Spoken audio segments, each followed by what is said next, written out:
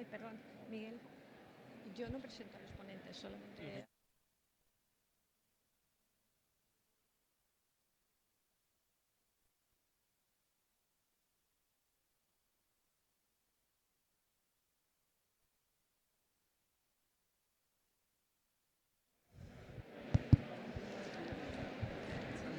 Hi, hello, good evening. Hello to everyone. Welcome to the Spain Pavilion, and thank you very much for coming. This is the last session today. We have had a lot of many interesting events, but I think that this is really relevant. We are now talking about electromobility. You all know that Spain is a leader in electromobility, and I'm sure we can discuss on that later on. Mobility is one of the main challenges regarding climate change, and this is our honor to have here such a relevant group of speakers, and of course to have Minister Industry, Tourism, Trade, Reyes Maroto. I would like to give you the floor, and then we can listen to the speakers. Thank you very much.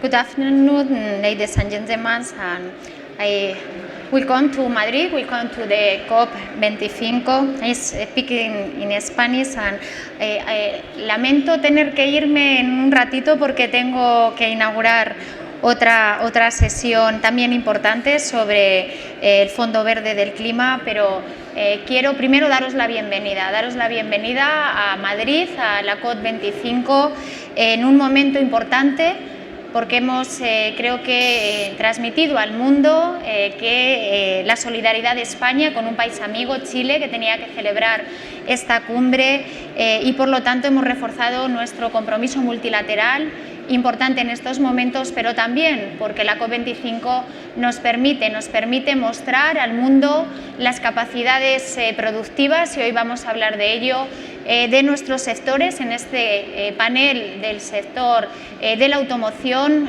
líder sin duda mundial, y que desde España podemos, y estoy convencida, liderar la electromovilidad. De eso vamos a hablar con todos los componentes de la cadena de valor, porque es importante la colaboración público-privada. Desde las instituciones y el Gobierno de España estamos muy comprometidos con el cambio climático, muy comprometidos con ese acompañamiento necesario a todo el sector industrial, con el marco de energía y clima que nos sitúa en una hoja de ruta ambiciosa, pero estoy convencida que posible, y creo que el marco en el que estamos sin duda es importante por dos razones. Una, por nuestro compromiso.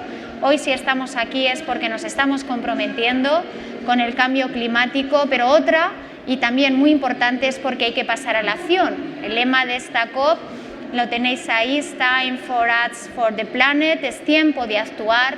Creo que la COP nos va a dar ese impulso necesario para que desde las administraciones, de la mano del sector privado, que nos inspiráis, que nos también ayudáis a seguir una senda que permita hacer esa transición justa y ordenada que tenemos que hacer para no dejar a nadie atrás.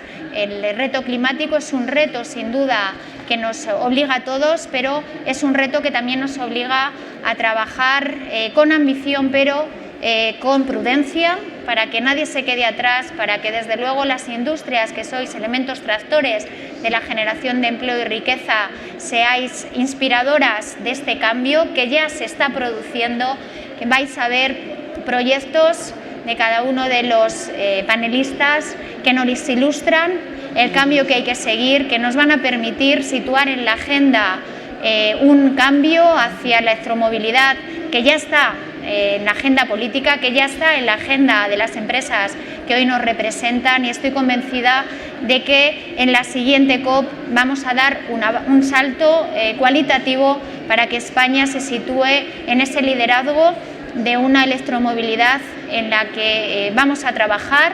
Como sabéis, desde el Gobierno de España estamos desarrollando, y esperemos que con mayor impulso cuando se configure el nuevo Gobierno, que todos estamos deseando, para ponernos a trabajar, para situar en la agenda las prioridades que necesita España, y sin duda de ellas una es situar en la agenda pública y política el concepto de movilidad sostenible, inteligente, conectada. Le hemos añadido muchos adjetivos, y en definitiva esa electromovilidad que nos va a hacer mejorar nuestra calidad de vida, pero también trabajar para que el cambio climático se convierta en una oportunidad. Contamos con líderes del sector, de toda la cadena de valor. Gracias por estar aquí, por comprometeros con esta COP25, que es para nosotros también una forma de transmitir al mundo que en España estamos comprometidos, que la sociedad española está trabajando por un mundo mejor, por un planeta mejor, y que eso va a redundar, estoy convencida, en generación de riqueza, de empleo, pero lo más importante, de bienestar para los que estamos y para las generaciones futuras. Así que muchísimas gracias. Gracias, Miguel, por moderar esta mesa. Y acabo con esto. Miguel, gran amigo, exministro de Industria, uno de los mayores expertos de este tema, con lo cual no podríamos tener mejor moderador y también pionero. Yo lo digo muchas veces, fue un visionario. Y hoy, Miguel, con la herencia que tú nos dejaste, estoy convencida, y con el impulso de toda la sociedad, vamos a hacer de la electromovilidad un proyecto de país, y vais a ver hoy cómo tenemos las mimbres y esperemos efectivamente poder desarrollar un proyecto conjunto para que en los próximos años la electromovilidad en España sea referente mundial de esa movilidad sostenible que nos demandan y que nosotros tenemos que impulsar. Muchísimas gracias. No sé si me siento. Vamos a. Okay. So I'll start. Okay. Well, thank you very much, Minister, for your kind words and your invitation. 10 years ago, the Spanish government, I was the Minister of Industry, launched the strategy for electrical vehicle in Spain. In 2010, taking advantage of the European presidency, we launched the European strategy for electrical vehicle with the support of France, Portugal, United Kingdom, which then it was an active and friendly member of the European Union, Sweden, and Denmark. As the minister said, we were pioneers. And as it happens with pioneers, sometimes they get lost in the jungle. And we got lost in the jungle. What do we mean by the jungle? The jungle was the financial and economic crisis, the drop in the oil price in 2009, the credit constraints and financial difficulties of all the sectors in the economy, the government difficulties to adjust the budget. The technological level was not as it is now, and we got lost. But now we are, as the minister said, in a different time, fortunately. 10 years later, we can see that we have new actors, and these new actors are taking us out of the jungle. Oil price went up, the economic crisis was left behind. There has been a very important technological change. The budget constraints for governments are not that tight, but the most important thing is that we have now all the complicity and the support of public opinion and all the support of the industrial sectors. Most important sector is the automotive sector themselves, which probably, because of all these reasons that I mentioned, in 2009 and 2010, they were not ready to achieve this incredible challenge, which is electrical mobility. But now they are. And this is why we are here, to show that the automotive sector is ready for this change. And also the utility sector has to give very important role in this transition. And this is why we are optimistic that it's going to get time and it's going to get a lot of effort, but finally I think we are going to be ready to launch this strategy 10 years later. Spain was a pioneer that get lost on the jungle. Now, today we have a very, very important round table. What I'm going to do is to divide in two parts. In the first part, each of the members of the roundtable will have 5 minutes to answer a question that I will give them. And then in the second part of the roundtable, each of them will have 5 minutes, and you will just either add or answer or debate or rebate of whatever other members of this roundtable have said. We have to stick to the time quite tightly, so I have brought a temporizer to help you to adjust the time to these 5 minute constraints. I'm going to introduce one by one, and we are changing a little bit the program because Julia has a flight and maybe she has to leave a little bit earlier. No? So starting from Julia. Julia, she is from Latvia. She studied European politics and French at Goldsmiths, University of London. She has recently obtained a master's degree in energy engineering program at Heriot-Watt University in Edinburgh, specializing in batteries and fuel cells. She is part of Transport and Environment, which is a politically independent non-profit organization and Europe's leading clean transport campaign group, with more than 60 ecological associations in 25 European member states. They are headquartered in Brussels since 30 years ago, but since 2017 they are also in Madrid and Rome, and later in Berlin, Warsaw, and London. Julia, she is the director of Clean Vehicles and E-Mobility. So she leads the Clean Vehicles program that is responsible for all car-related works. This includes policy and projects on car emissions, e-mobility, sustainable batteries, and infrastructure for electrical vehicles. She has worked previously for the Mayor of London and in the European Parliament.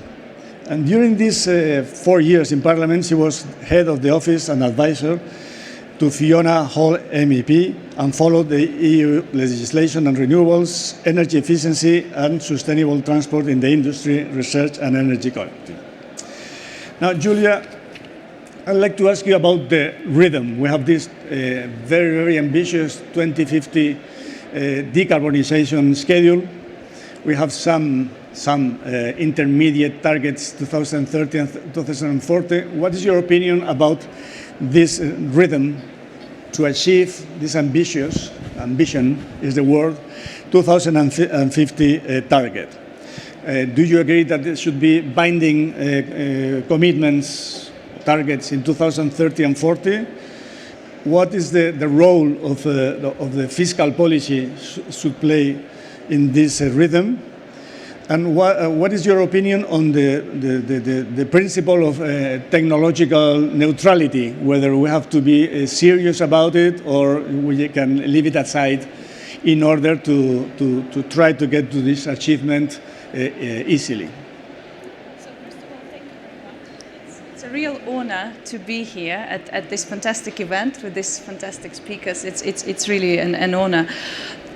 Just to start with, maybe with a brief answer to your question, is it enough? I mean, we are here at the COP25 conference. We have students marching in the streets. We have young people that suffer from climate anxiety, which is a real thing because they will live the consequences of what's happening today. So no, it's not enough. We absolutely have to, and we can do better.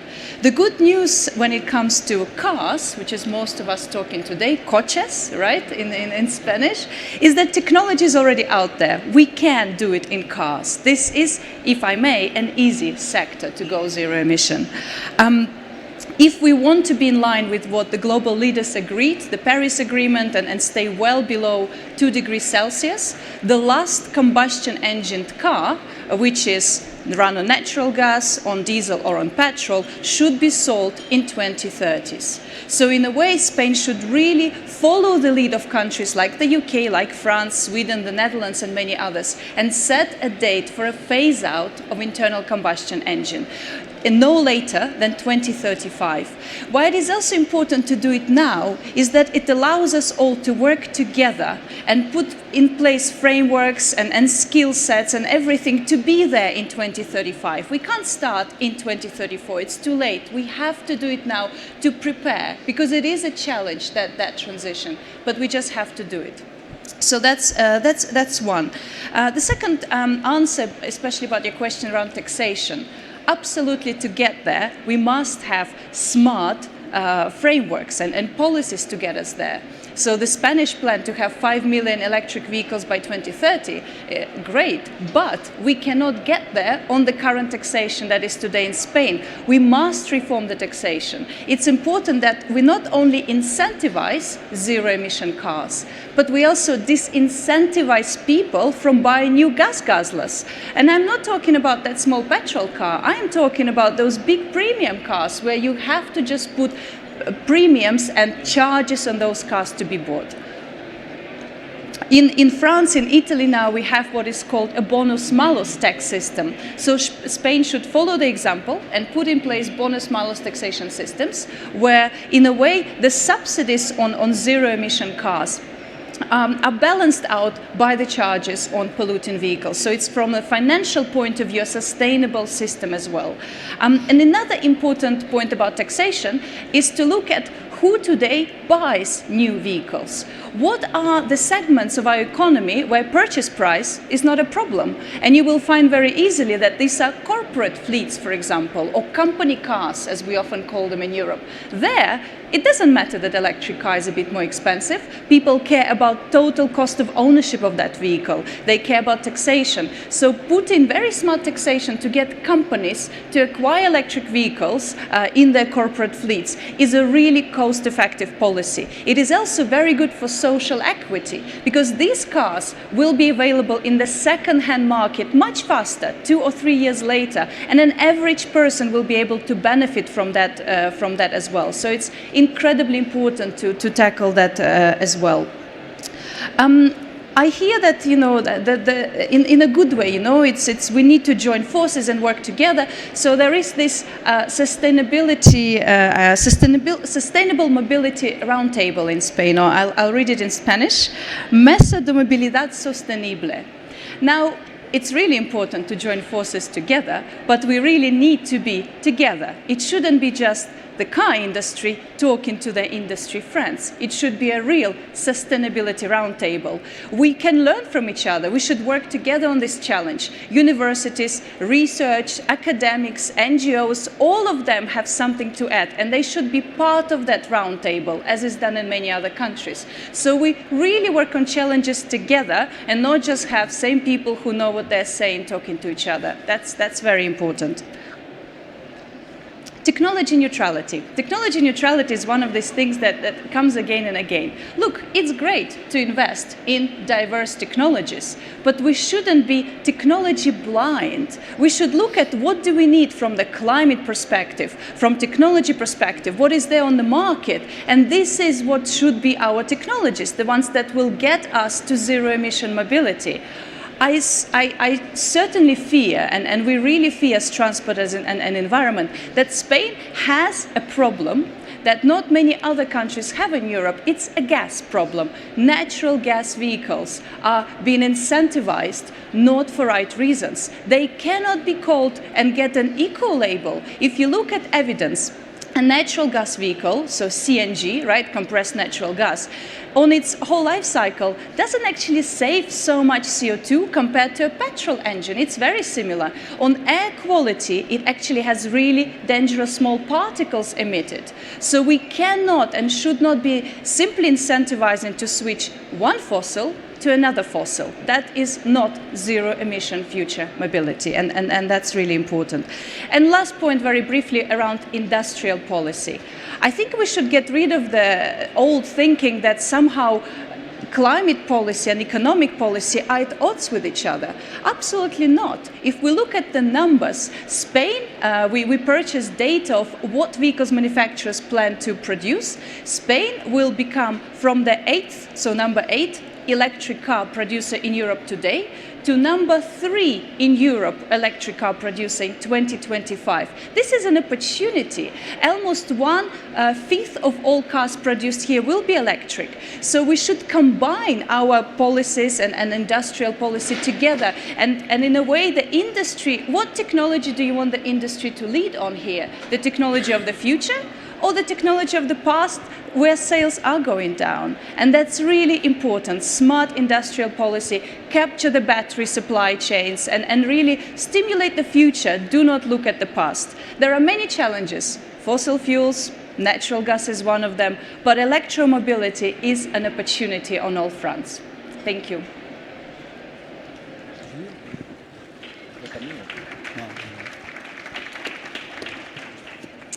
Thank you very much, Julia. Now we go to Luca Di Meo.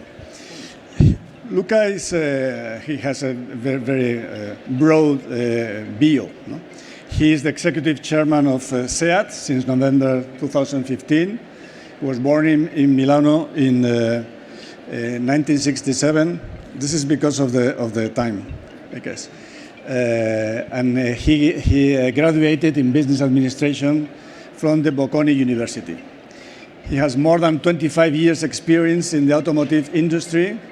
He started in Renault, then Toyota, and then Fiat, where he was the business executive of both Lancia, Fiat, and Alfa Romeo.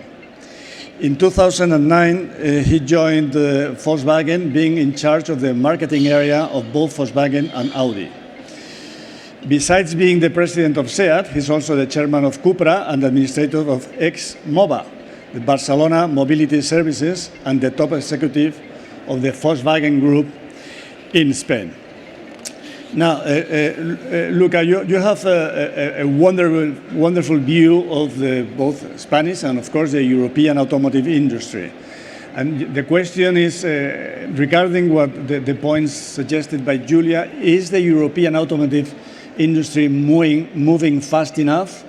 I'm going to try to, I don't know how to... This, no? Okay. ¿Así? No. I don't know what's happening. Is the automotive industry in Europe moving fast enough? What about in comparison with Asia or even the USA? What can we do from the policy point of view to accelerate or to help this transition in Europe? Should we have Europe-wide measures, national measures, even local measures?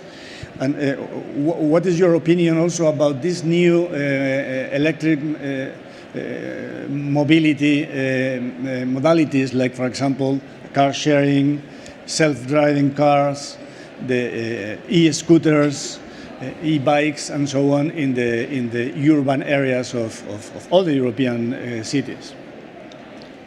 Well, there are 2 or 3 questions, no? In your question. Yes.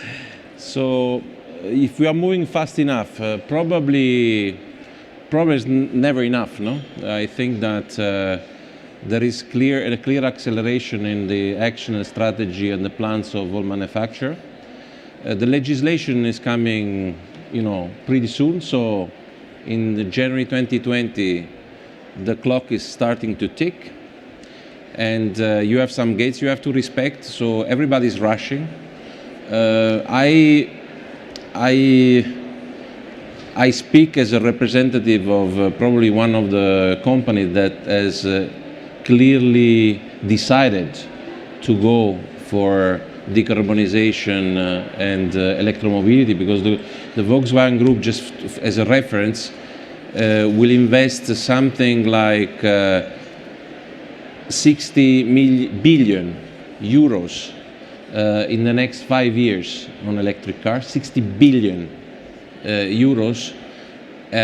So we are planning, actually, if I remember correctly, to launch in the next 10 years 135 models with all the brands that are either hybrid or pure electric. The pure electric part, it's more or less the half, something like 75 different models in 10 years. So it's a huge effort, huge. Now, the question obviously will be, how can we, let's say, leverage this kind of big investment, and how can return on that investment, and to see if the demand is there. And for the demand to be there, there needs to be a lot of things that have to happen, okay? So when Julia was talking about cooperation, etc., I think she's right. Yeah, I think, and I was speaking to Maria before the conference, I think that this whole transformation and managing this big discontinuity will require a completely different approach and a really horizontal approach across industry and sectors. Otherwise, it's very difficult that everything will go so smoothly. Yeah, this is kind of the feeling that is in the industry. So the deadline is coming, everybody's putting a lot of effort, the technology is getting there. Probably is not the ideal thing, because I think there is a little bit of a misunderstanding on the potential that battery technology has. Is not as disruptive as computer processors. It doesn't have a productivity of 150% every 18 months like the Moore law would suggest. These are things that have maybe, if you're lucky, double-digit increase of efficiency year on year. Okay, it's getting there, but before we get an electric car to perform for the customer exactly in the same fashion, let's say a combustion car will do, it will take some time, but you will see very, very soon the result of the investment. So fast is fast, but probably, to match everything, we need to run. This is one thing. I'm maybe, if you allow me, Julia, I'm not. I don't completely agree with the whole story of the technology neutrality thing. I think we need to leave to the technician and the engineers a little bit of space and freedom to get to the solution. So I think that the authorities and also all the stakeholders, all the group of interest, they have to push us and ask us where they want us to go. That's fair, especially if the objective is the decarbonization, which we totally agree with, yeah. But you can't tell us how to do it exactly, because otherwise you can do it alone, yeah. And this, I think we need to leave some space to some alternatives, yeah. Talking about Spain, look at the situation in Spain. I'm a business guy, so I look at the reality of the stuff every day. In Spain, 75% of the car park has more than 10 years. 75%, 32 million cars. 75% of the car park is more than 10 years. And 80% of the emission come from those cars. Yeah?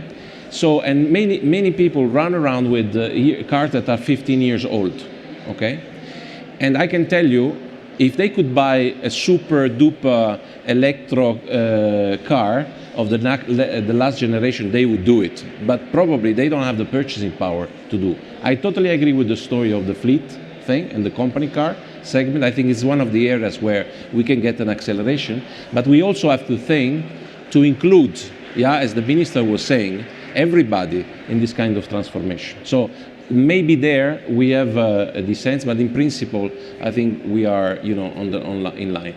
On the European side, I think that the wave of electromobility will come north to south. So in Spain, you see the numbers. It's in terms of market share of electric vehicles, it lags behind maybe some Nordic countries. It has happened in many other sectors. It comes from north to south. So we have even an urgency in Spain to foster that kind of demand, because it will not come naturally as quick, and this is a phenomenon that we have seen a lot of times. What we probably need is a standardization, okay, of the regulation, because every car that we do, yeah, it's a lot of hundreds of millions of euros. So we put a lot of investment on one model, and we cannot do something that is completely different from each one of the country or each one of the cities, if the cities, they start to do their own regulation. So we really need to find a standard in many, many things. It's very important to us. We need scale. our business, our industry is based on scale, as Paco knows and Vicente knows very, very well. So if I have to make, let's say, a plaidoyer, I would say that probably the standardization of some of the regulation would be very, very helpful for us. And stability, obviously, also on that. Thank you very much.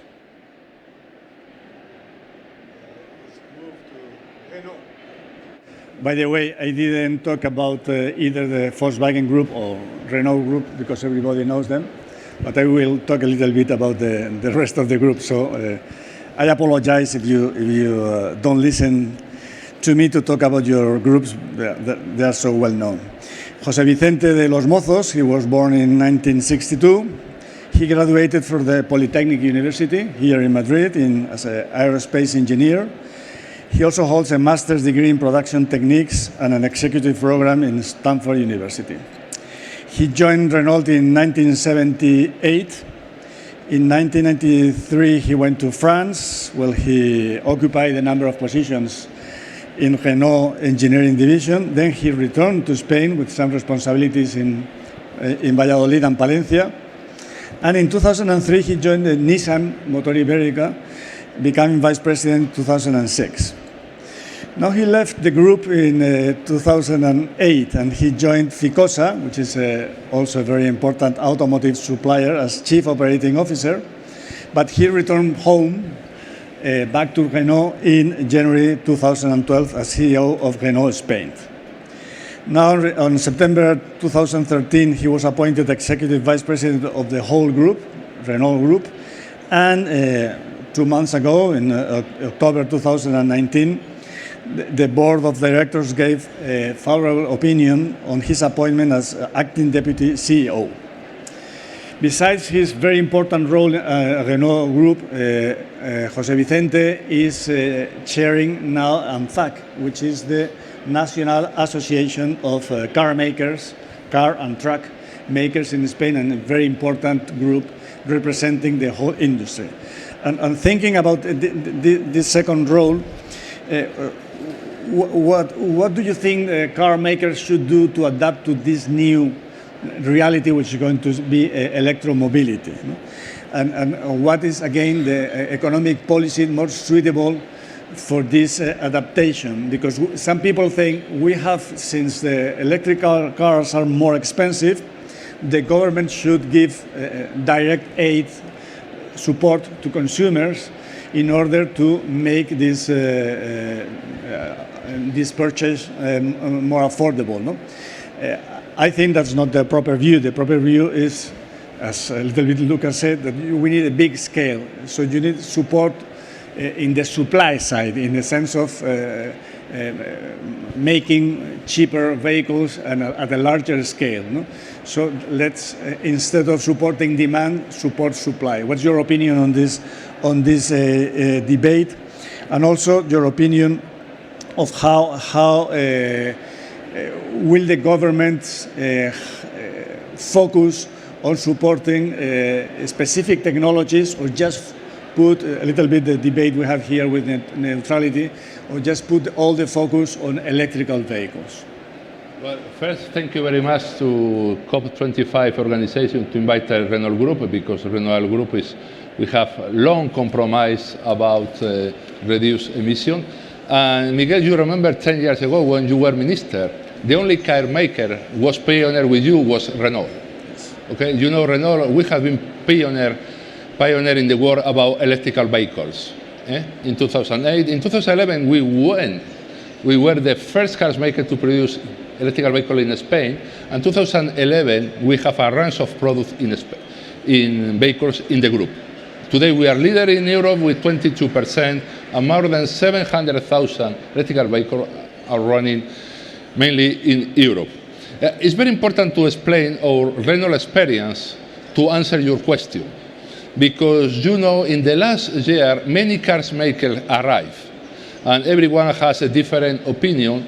I think our experience is very important to listen, because in the business model electric car vehicle, we need to work in several chapters. Number one is how to produce electrical vehicles. And that is an important point about the technology.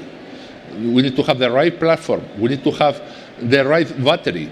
And that is important because, for example, inside the alliance, Renault, Nissan, Mitsubishi, at the beginning, we decided to make in-house.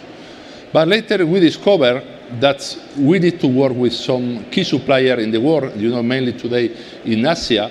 And now our business model is to work with a startup or GVs to develop this know-how of batteries. This is very important. And also how to reuse the second life of batteries. Because in Renault, we are engaged with the circular economy.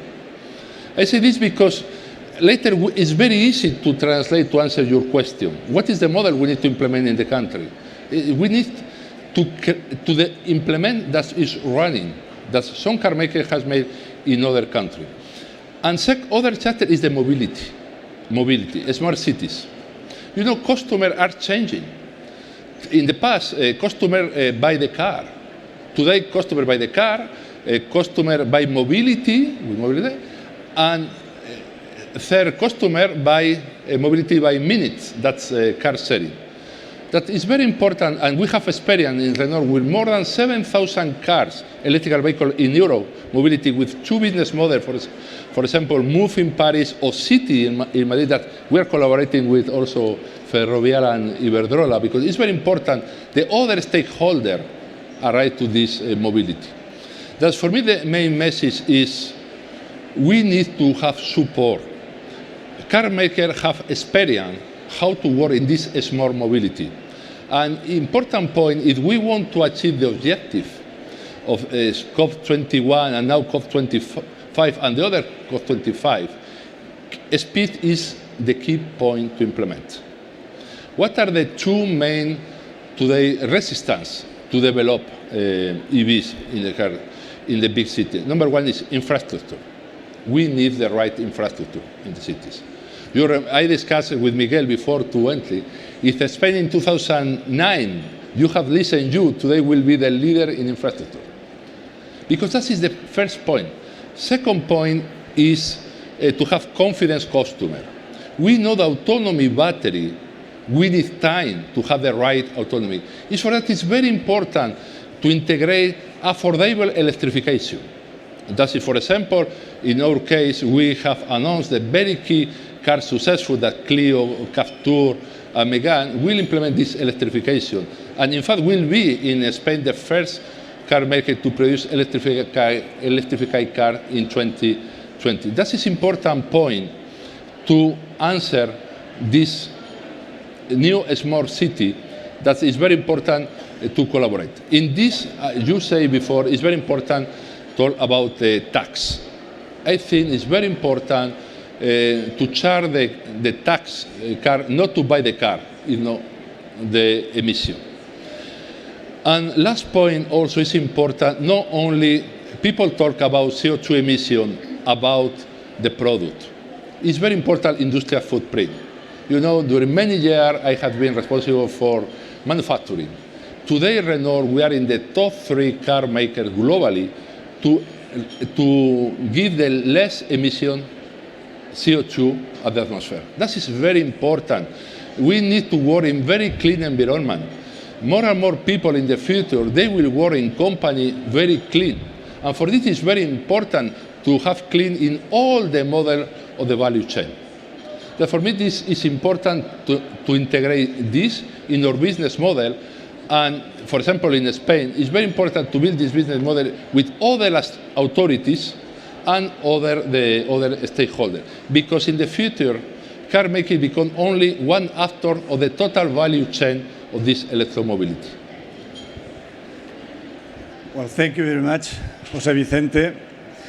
Now we're going to listen to Paco Riveras. Paco Riveras, he is the chairman of this family business named Gestamp. Gestamp, he originally started as his family in Gombarri, which was the first company associated with this group. And he became the director of corporate development and then the CEO of the company. But in 1997, this, not that small then, but quite small for today's measure company, family business company, became a huge empire called Gestam. Gestam, which was funded by Paco Riveras, is one of the most important automotive component enterprises in the world, with more than 100 plants in 21 countries. Now, we are always talking about car makers, and we focus on car makers, but car components is also a very important part of the industry. So all the adjustment has to be done in all the supply chain, not only in the assembly part, but also downwards. No? And I would like, Paco, what is your opinion of what is that transformation that needs to be done downward? But there's also another area which is not covered in this roundtable that I like you to mention, which is the repair system, the repair network. No? Because when we move from combustion to electrical vehicles, you will say goodbye to your repairing service station, to your repairing workshop. You will never go except you hit the car, electrical car, because the repairing sector will not be needed anymore. No? So here we have a risk of having a sector which is going to be very, very against the electrical vehicle, because they're going to lose their business or the jobs. So do you have any suggestion of how can we deal with this sector, which could be a sector hurt by this transition? Okay, thank you, Miguel, and also thank you for letting me join this roundtable. Honestly, from my point of view as Gestam, as an auto supplier, I think our main task in order to support electromobility is related to how we can help our customers, the OEMs, the car makers such as Seat or Renault, to design and to produce cars which are much more efficient. That is our most important role. And in fact, we have a huge responsibility because, as you mentioned, we are a very important part of this manufacturing added value chain. So we need to work together with them in order to achieve these goals. And we are doing that. The pressure which is coming from our customers for many, many years in order to do so is clearly pushing us to work on that direction. If we have the example of our company, in the case of Gestam, we are, as you mentioned, we are global leader in the design and manufacturing of metal components for body in white and chassis. And of course, these parts are not related to the powertrain directly. But the kind of products that we produce are also very important because we are impacting in the weight of the car. So that's why the kind of pressure that we have been working with our customers in order to improve is in the weight. And the weight is important in the internal combustion motor engine because we need to be able to help reducing the consumption, and so doing that, reducing the CO2 emissions. But also it's going to be very important if we refer to the EVs, because at the end of the day we need to increase the range of the batteries and to increase the duration. So overall, this is one of our most important things that we are doing. So we are working in our research and development centers in order to give solutions to this point, trying to develop new ideas, new materials, new production processes in order to be able to achieve this, but always with a balance, because it's true that the requirements from our customers are important in terms of weight and in terms of emissions, but at the same time, they also need components and cars that are also safe. So that means that whenever there is an accident, it also has to work and also has to be affordable, because the people need to buy the cars. So I think it's important to have a balance. And a part of that, also suppliers, we are also manufacturers. And being a manufacturer, we also need to take care about other topics, as Jose Vicente has already mentioned. For instance, if you think about logistics, a very important part of sustainability is around this. And what we need to do as suppliers is to go together with our customers to localize our plants very close to where they are finally assembling the vehicles, because there is a lot of sustainability and carbon footprint around it. And in parallel, also, if we think about our own factories, or even the factories of our own suppliers, we need to focus in be able to introduce also some very important focus on that, on trying to implement energy efficiency programs, or trying to have a better use of the resources, or trying to focus a little bit more in the circular economy and the recycling. So this is part of what we are already doing. I think if we go about this sector of the repair, I'm not really an expert in this. So probably I'm sure that Jose Vicente and Luca has a little bit more view on that. But it's true that the kind of complexity we are going to see in the EVs is going to be much less difficult. So I think this sector is going to face a very important transformation.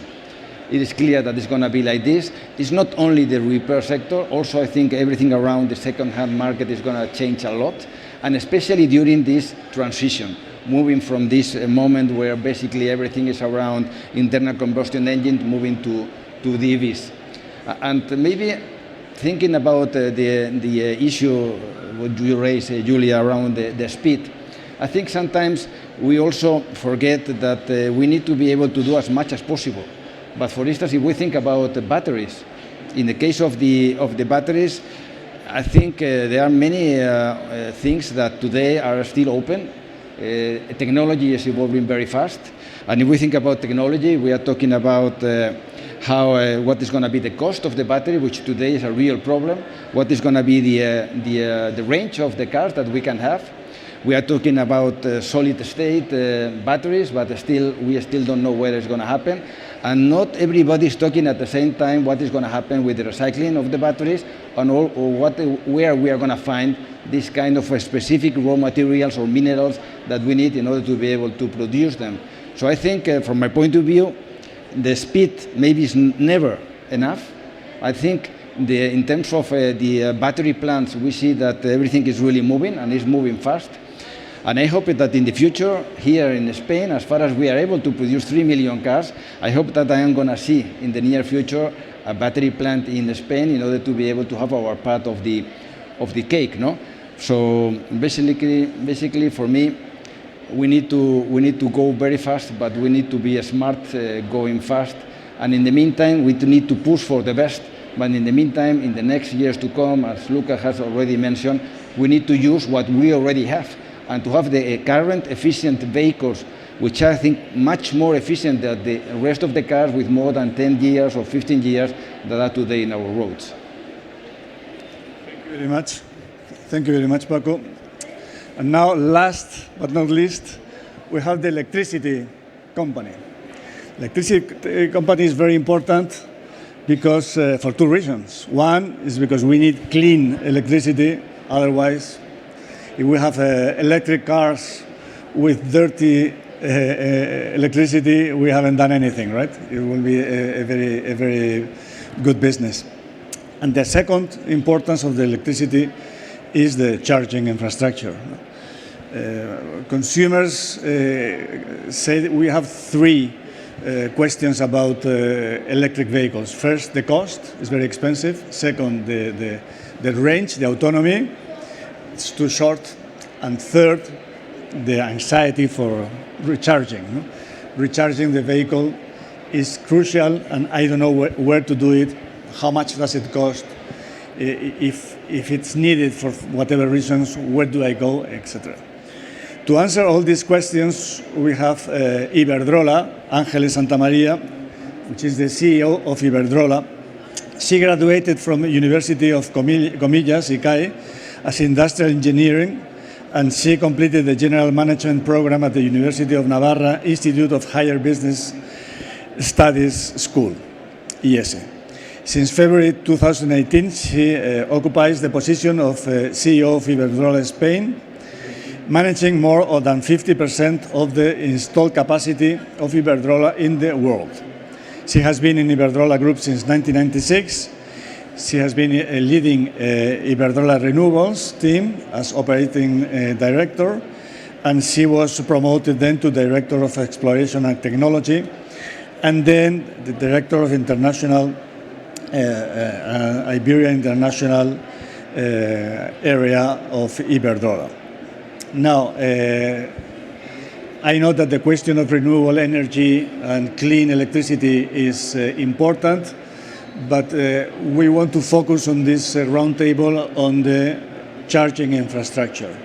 So what can be done from the private sector point of view, and what can be done from the public sector point of view, both at the local or general government point of view, to make for the consumers life easier in terms of charging the car, the batteries of the car. Okay. Thank you. Thank you, Miguel, and thank you, organization of the COP and the Ministry of Industry for this invitation. It's clear that I am the electro part of this roundtable, so we will try to solve these kind of doubts about the infrastructure for charging the vehicles, the electrical vehicles. What can be done? What can be done is what we are currently doing, is trying to foster a solid and very wide infrastructure for charging the electric vehicles. We have in Iberdrola different lines of action. First of all, to try to facilitate our customers their solution for their homes, in domestic charging points. We are offering a complete solution, including the charging equipment, wall box installation, and clean energy as a package, so we can provide them very, very competitive prices for charging their vehicles in terms of 0.5 euros per 100 kilometers. So it's very competitive if they charge during the night hours. This is domestic solutions in the public charging infrastructure. I think is key for trying to solve the questions or the doubts that some potential buyers of the electrical vehicles have. Is we are committed to develop 25,000 charging points by 2021, and we are progressing very well. 3,000 of them in public highways crossing, the main highways in our country. So our goal is to try to provide the driver of electric vehicle the possibility to drive from one to another corner of our country, if we can say that our country has some corners, and using a fast charging infrastructure. And I can show you later, if there is time, that we have our mobile application, and you will see more than 750 charging points that are active right now through this application, not only ours, but of third parties. So when the driver is facing the moment of charging, he will be able to have a whole map of different possibilities in the roads. And so this argument that is very often in the media, that the electric mobility can progress because there is a lack of development of the public infrastructure, I think is very close to an end. And third point, and as also has been said in this table, I think that a key point is to try to reach agreements or alliances between manufacturers of electric vehicles and utilities, and particularly those that we can provide clean and green energy, and try to integrate different solutions and provide the whole view to a potential buyer of how can they have the car, the charging point, and the energy all together. This is the first question, excuse me. So you were asking also, from the point of view of the public administration, how can they help? I think this one of the difficulties that we are facing now is the permitting process of getting the authorizations for the charging points in the public areas. So I think that it's very important. If we need to go very fast and increase the pace of installation of the charging points, we will need the permitting process, redesign the permitting process to try to allow those that we have the possibilities to install them to make it easier. Okay, and also to try to standardize the different requirements among different authorities. I mean, local authorities. You know the problem that we have in Spain with different laws, different legislation, regulation between different autonomous communities. So we need to standardize all these to try to facilitate the installation of the charging points. And also, I think that it's very important to contemplate some redesign in the tariffs of the electricity for those charging points. And now we have some draft proposal of the regulator of the CNMC, you know, the authority that is competent for this matter, trying to facilitate a particular access tariff for those charging points, making it easier for those that are installing them, given that they will have a very low rate of utilization during the first year or so. So there are different responsibilities in this chain. Some of them are in our hands, but some of them are also in the public hands to try to foster the implementation of this network. Since you have some time, because you were very, very strict with your time, do you think that the network is ready to accommodate all this huge 5 million cars demand for the Spanish case or the rest of the countries? Is the network ready to accommodate for this demand at any point of time in the day, of course? Yeah, for example, for the target of the national plan for by 2030, that is 5 million electric vehicles by this year. Yeah, I think we have to talk in two different levels. From the point of view of the electricity distribution system, that is really the grid that has to accommodate different sources in the future of generation and different sources of consumers, like this charging point. I think we have one of the most efficient and cheapest grids in Europe. As this, we have some reports, for example, I'm remembering one of KPMG in terms of euros per kilometer, euros per point of deliver, euros per energy provided. So from the point of view of the grid, I think we are in conditions to afford this new wave of consumers. And from the point of view of the generation, I think that the number of vehicles that we can foresee in the next coming years is not relevant if we compare it with the generation capacity that we have in Spain. So every million electric vehicles represents less than 1% of the generation that we have in a year. So it's pretty easy to understand that we will be able to give our customers this energy. Okay. Thank you very much. Now we are ready for the second round. Julia, do you want to add or comment on anything which has been said? A lot of things have been said, and probably you want to comment on some of them. Sure, maybe just a few points to add to the discussion and some observations. I very much liked what was mentioned before about infrastructure by a lady from Iberdrola. I think infrastructure is a real opportunity as well for jobs, again, you know, for the growth in the sector. And what is really good about electrification and electric vehicles is that they don't pose a problem to the grid. To answer your question, in a way, they're an answer to the grid. Electric vehicle is like a battery on wheels. So with smart tariffs and smart incentives, you can actually move it where you want to. And in countries like Spain, where there's a lot of solar energy, incentivizing work charging, so charging during the day, is a really efficient way to absorb much more renewables in the day, so the solar peak, and in a way help integrate many more renewables in a cheap way. And we recently looked into this in one of our reports, where it's a real opportunity to help the grid rather than being a problem. You know, battery on wheels, it's kind of basically says what it is. So I think we should see it as that, and for that we do need indeed smart tariffs to incentivize charging at the right time. Maybe a few words around affordability and you know, the kind of that average person who needs to buy a car.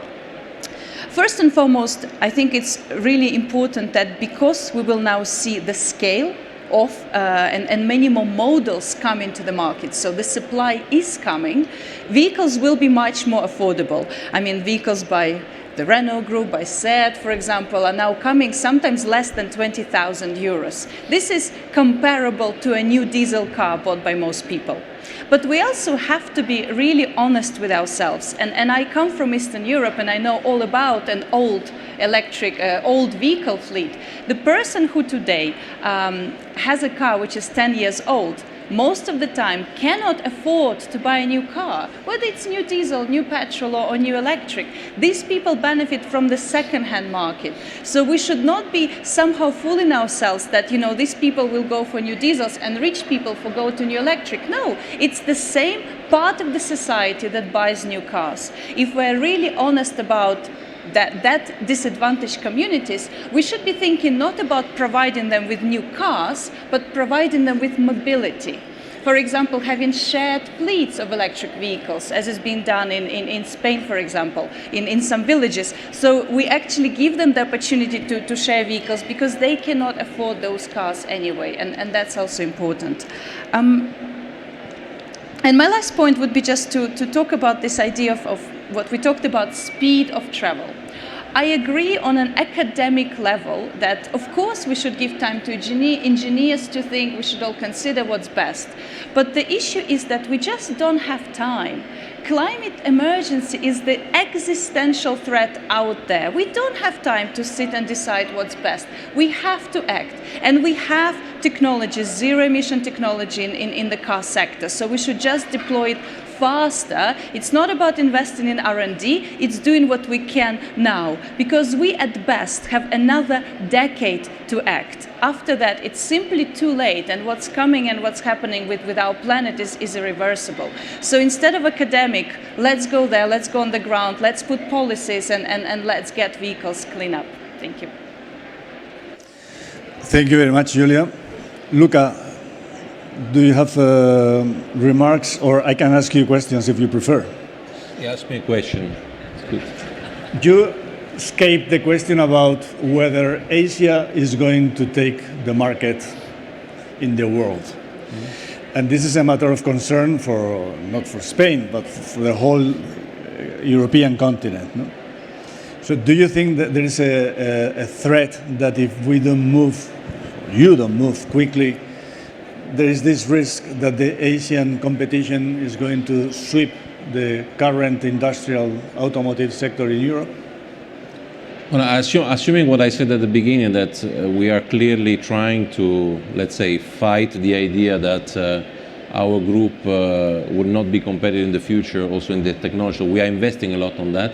It's pretty clear that the whole European industry was actually based its success, and the core of its know-how was the combustion engine in its different forms, right? And we have seen, right, because of many reasons, historical reasons, also because of the consumer electronics, the Asians, especially Japanese, Koreans, and now Chinese, they have invested a lot in battery technology, okay? And then they have more production capacity. They probably have, in some fields, more competence also, although we see here and there popping up also other solutions from other parts of the world. But it's clear that this is a threat, okay? In fact, you see a lot of European OEMs that are making deals with Asian battery suppliers also to come and install battery plants here in the heart of Europe. So there is this kind of thing. So it is very important, in my opinion, that there have been discussion about creating some big projects for European battery projects. I'm pretty much in favor of that, because I think we need to build know-how and especially build production capacity, because one of the things that sometimes is forgotten is that to move a battery of a car, it's maybe 300, 400 kilos, and this is something dangerous to move. So to imagine there will be one plant to serve whole region, it's a little bit like a bit of a science fiction thing, right? In fact, the battery technology or the battery production should be pretty much close to the factories, because you won't be able to move it in an easy way, in terms of cost, in terms of impact, etc., etc. So, yeah. So we have that challenge, but it's an interesting challenge to have. I think that the industry is, for what I see also with our competitors, etc., really clear. And obviously the fact that our regulations are kicking in with potentially a big economical impact if we don't achieve the targets, it's creating that sense of urgency. And let's see who wins the battle. Yeah. Thank you very much. It's your turn, José Vicente. To add additional points we didn't discuss. I think number one is material utilization in the new vehicles. For example, in our case today, from the current cars, more than 30% of the material of the car become from recycled material. And 95% of the material we use in the car will be recycled. This is very important because car industry is well engaged to recycle. That's number one. Number two, we need to be careful between technology and regulation. I will give you two different examples. Technology, connected car, autonomous car.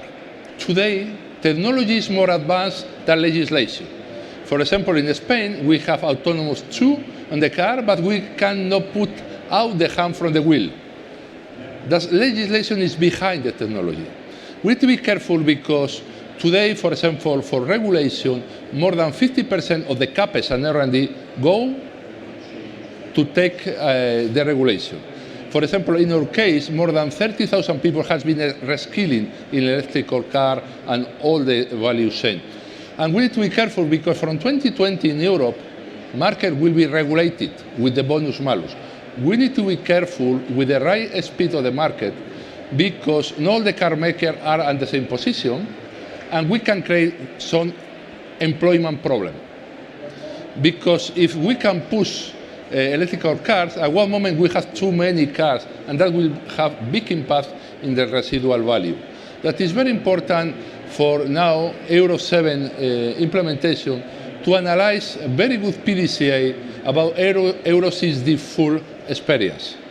Because that is very important to understand and not to put in risk employment in car industry. Because you know it's one of the biggest employment in Europe.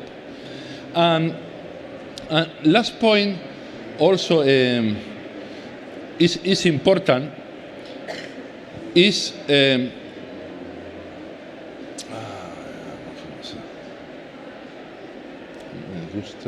well, we can Sorry. give the word to Paco. We can wait to the other we'll be because- back to you.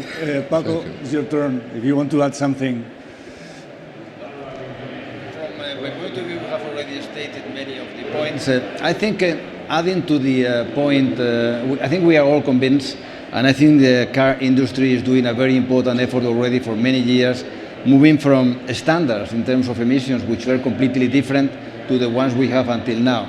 So I think we also all agree that we need to go faster, and we also agree that we are in a kind of an emergency. But we need to be pragmatic in some extent. I think we need to do as much as possible, and the messages that we need to do in combination with the policy coming from administration has to be also kind of logical. Because if today there is a need to deploy a lot of capital and it's going to take time, no matter whether Volkswagen Group is going to invest 65 billion, and it's not so easy in terms of financing to get 65 billion and to get any kind of profitability, let's try to find the best possible solution, not losing any kind of ambition, trying to go for the limit, but in the next 5 or 6 years, even if we run to the limit and we invest huge amount of money, it's not going to be easy to have these cars in the market. So let's go for the cars as today are, and they are much better than the others. So of course I am in the industry, and I also want to have a kind of balance between an ambition, an emergency, and also how we are going to keep the industry running, and how we are going to be able to keep all the employment running. It's not going to be easy to do this kind of transition. So again, maybe we are late. Maybe we have detected late that we were in this solution, but we are already running a lot. So let's try to find the best possible solution and not try to be a little bit waiting for the best, which is going to take time. Even if we try to do as much as possible, it's not a problem of the technology, I agree. It's a matter of how we are going to build all these plants of batteries, how we are going to sort out the problem of the minerals, raw materials, recycling. It's a lot of things to do. So that's my point. Try to do the best possible and not losing ambition. Thank you. Angeles, your turn. To add general points or general reflection on this, see the electromobility as a part of a whole strategy of electrification of the final uses of energy. So the transportation is around 24% in Spain of the emissions by last year, so it's only a part. So if we need to electrify different uses, and this is one of them, we have to study and implement carefully and tax reform, trying to allocate the cost of emission to those energy vectors that are responsible for the emissions. My position is that if we want to incentivize the use of electricity for charging vehicles, for heating and cooling edification, and for different applications, we have to put the electricity price in the right terms. Recall that the price of electricity here in Spain is not including the cost of generation, transmission and distribution, but also a problem that is very well known for all of us Spaniards, including taxes and the cost of historical developments of renewables and different things that are not related directly with the generation, distribution and transportation of electricity.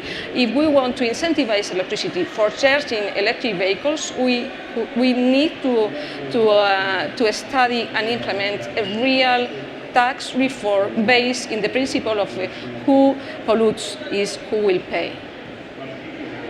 Okay? We come back to Jose Vicente. I come back, I remember, sorry. No, and last point is affordable electromobility cost. All the citizens have the right to the mobility. I think our responsibility is to deliver to the society an affordable price of the electromobility. The problem is not the technology. The problem is the price to deliver to the citizen. It's for that we need the support of the other administration. How to support us to give to the citizen the affordable price to the mobility in the different system. Okay. I think we have time even for a quick third round, if we are very quick. And I want to be provocative first with Julia. Now, Julia, imagine I tell you this thing of electric mobility is something for rich people. They are the only people who can afford it. And here what we are discussing is to subsidize from the budget these rich people to get these electrical cars that are not affordable for most of the population. What will you respond to that? I think it's important to say that when we look at all of the costs of running a car, electric vehicle is actually the cheapest vehicle you can have. You have almost to none running cost, you have lower maintenance, you have low insurance. It is just today the purchase price at the beginning, which is higher than some other models, because we simply hadn't had the same scale and the same market for that technology. It is only next year that we will see the scale finally, thanks to the European regulations. So we will see the price coming down. So I think that's a really important point to stress. As a technology, as a mobility option, it's actually the cheapest one. You don't have the complexities of a diesel engine, the exhaust pipes, the emission problems, and so forth.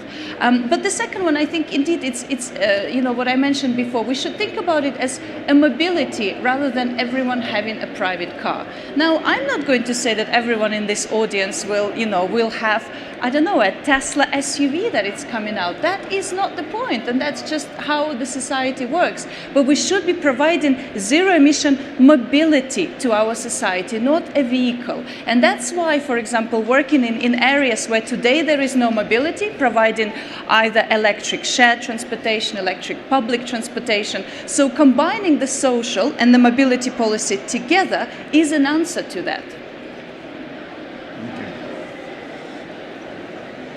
Any comments?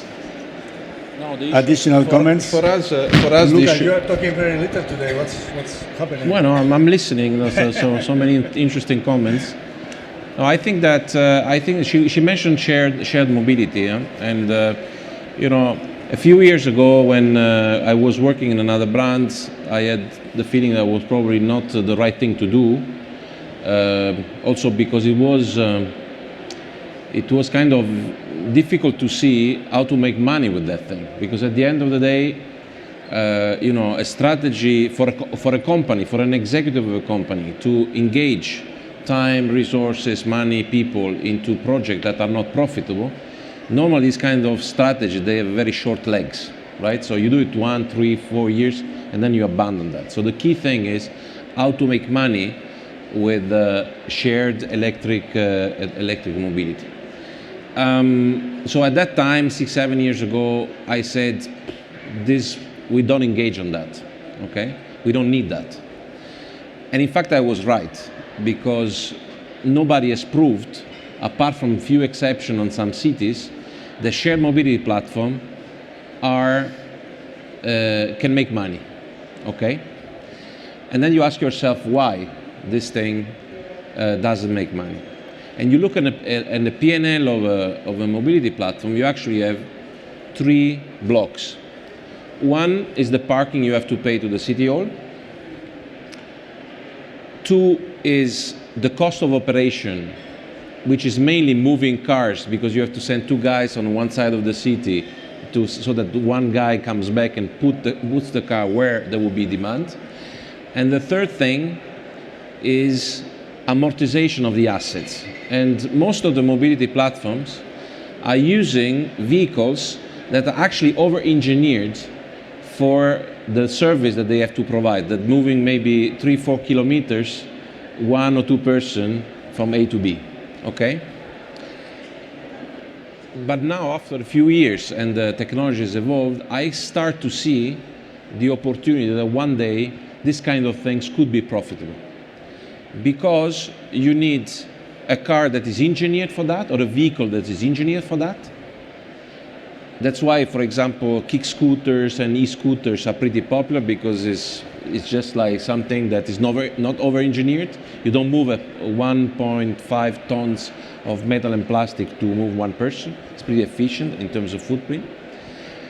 And because we see the possibility of moving cars maybe very, very slowly through the city.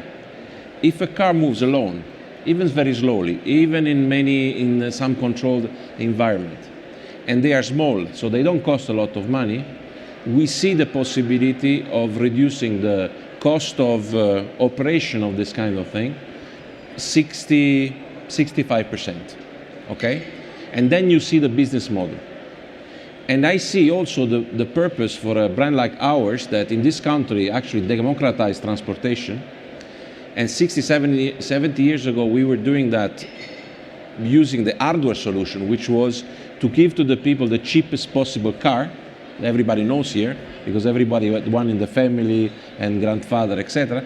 And now the new technology gives you the chance to offer, affordable technology, affordable transportation, because you combine hardware and software and the platform and the whole thing. So I'm a little bit more optimistic on the possibility of doing that, but we have to be realistic and pragmatic.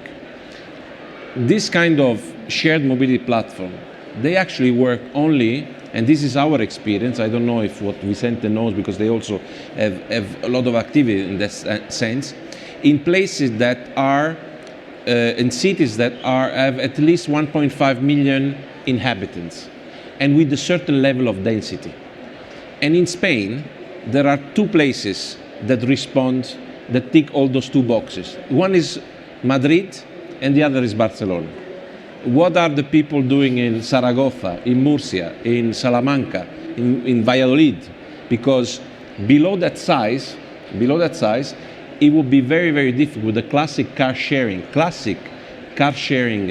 model with the vehicles that we have today, that have to park, etc., to make it work. So we need to find a solution on the hardware side and on the platform side. So that's my view right now. So I look at the thing with more optimism, but it won't solve all the issues. Shared mobility is not a one for all solution. the other complexity of the thing is that it's difficult to scale the model. Share mobility is different from Uber or Cabify. These are apps. They don't have the assets into the thing, so they can scale their model very quickly. Car share mobility with cars has to adapt to the city. Each city is different from the other. Each mayor has a different opinion about what should be circulated, how many parking they give authorization. So it's complicated to scale, but we have now, I think, the possibility. I hope I didn't speak too much. No, you didn't. Fine. I don't know if you want to add something? Following Luca say, in our experience is sharing mobility with more than 7,000 in Europe. The key point is to have the right car, the right service in the right place. That is the key point to become the business successful.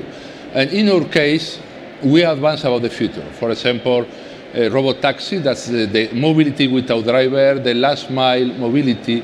And at the same time, we need to integrate the connectivity inside this mobility. Because more and more the people don't want to cut his life during his moving. That this is important point, that how have the relationship between this new evolution of the mobility with the connectivity of the people with his environment. That I fully agree with Luca. I'm optimistic, and we need to copy that has happened. We talk about car sharing. We have, for example, in our case, we have also some model. For example, in Porto Santo, Portugal Island, we have taken commitment to reduce from now to 2030, 88% of CO2 emission. 3 key points: smart charging, vehicle on green, a second life battery. That we have many opportunities. And key point is speed. And you know, everybody has many creativity, but benchmarking, copy-paste is the key point to advance and to take our commitment. Okay, well, I don't know if anybody wants to add anything else. If you are happy with this, then I would like to give the floor to the Deputy Minister of Industry, which is also with us. Thank you very much, Raúl, for being with us. And I will please ask you to close this event, and of course to thank you and the Minister, for being here, for organizing and inviting us. No, it's just to say thank you. Thank you to all the panelists. Thank you, because we know that all your global agendas are very busy, and that today, a day before a bank holiday in Spain, is very, very difficult to be here. So thank you very much to all. And just one appointment, they have said a lot of things during this debate, and one thing is very important: without industry, without our automotive industry, there is no possible ecological transition. And we are very confident in the future, because in Spain we have excellent enterprises, excellent global companies like SEAT, which will be the reference for micromobility for all the Volkswagen Group in the world, Iberdrola, referent in the world, global referent for green energy, Gestam, referent for auto parts, for connected vehicle in the global market, more than 100 factories around the world, and also Renault, pioneer in electric vehicles, and one of the main car manufacturers in the world. And also we have excellent leaders in our companies. Thank you, Luca, Ángeles, Francisco, and Jose Vicente, for all your role in your companies and in your sectors. It's very important.